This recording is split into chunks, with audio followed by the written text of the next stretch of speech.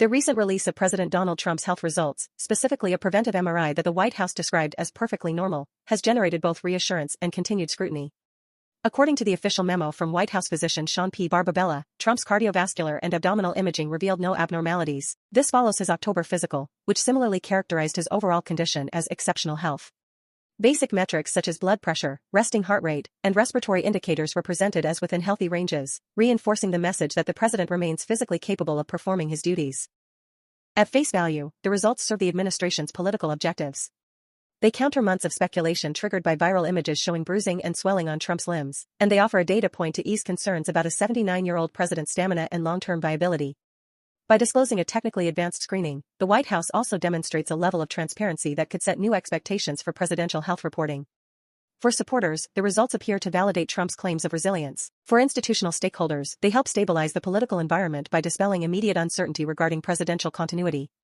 However, these reassuring conclusions come with significant caveats.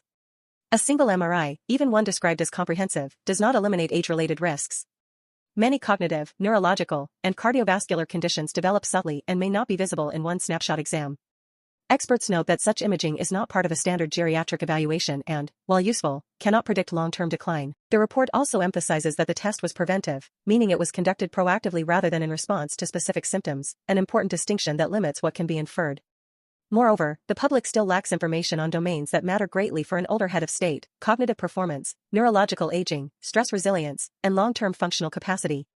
Historically, presidential health disclosures often omit these areas, and the current release continues that pattern. For critics and independent observers, the question is not whether Trump is currently ill, but whether he can sustain the demands of the office over the coming years.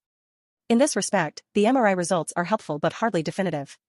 Politically, the disclosure shores up Trump's standing after weeks of rumor and pressure. It strengthens his claim to physical readiness and complicates attempts to question his fitness on medical grounds. At the same time, it heightens expectations for ongoing transparency. The public may now expect periodic updates, further imaging, or even cognitive testing, standards past administrations have avoided. In short, the report provides short-term reassurance but not long-term certainty. Trump appears, based on available evidence, to be in stable condition. But given his age, the limits of preventive screening, and the political significance of presidential health, continued monitoring and fuller disclosure will remain essential to maintaining public confidence.